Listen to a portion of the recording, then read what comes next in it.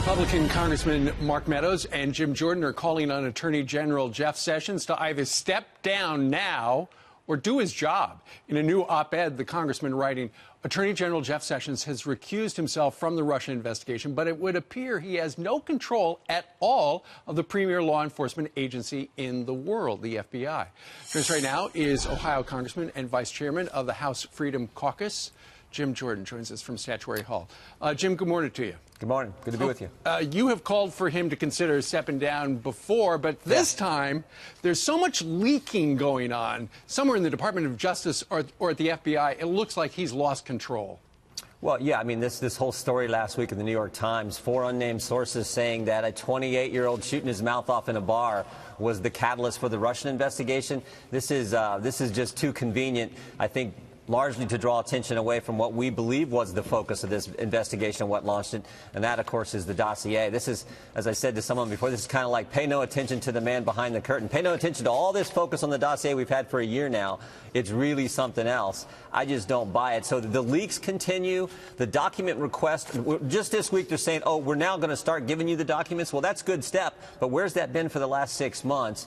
And, of course, we called on a special counsel 7 months ago, and to date, no one, it hasn't been named. So all these things start to build up, not to mention the fundamental fact, why won't you answer our questions when you come in front of the committee? Right. One of the central questions I ask him is, did the FBI pay Christopher Steele? Were the taxpayers paying Christopher Steele, reimbursing Christopher Steele, at the same time the Democrat National Committee and the Clinton campaign were paying him for this dossier? That's a fundamental question, and he would not answer that in the committee hearing we had a few weeks ago. You know, Congressman, it is extraordinary, though, to think that you've got Donald Trump as the President of the United States. His own Department of Justice has been stonewalling Congress, who simply are trying to get to the bottom of the same thing he wants to get to the bottom of. No, a great question, Steve. This is no different than the treatment we got from Holder and Lynch when they ran the Justice Department. We tried to get all kinds of information, fast and furious, all these other issues. They wouldn't provide witnesses, wouldn't give us information. Well, then who's running the show over there? Well, that's the scary part. That is the scary part, particularly when you think we called for a special counsel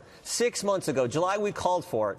And think about what we've learned since we first called for it. And all the people, the growing chorus of people who now believe we need a second special counsel. We've learned that the Clinton campaign paid for the dossier. We've learned that Lisa Page and Bruce Orr had Lisa Page and Peter Strzok had all these text messages. We've learned that Peter Strzok was the agent who changed the exoneration letter from gross negligence, a criminal standard, to extreme carelessness. We learned he was the guy who ran the Russian investigation. These text messages talk about an insurance policy, and we can't take the risk that the people might actually make Donald Trump president. We've learned all that since we initially called for it, and still no movement on a second special counsel. This is something we think is obvious and the Attorney General should do. And your message, if he was watching right now, what would you say to him?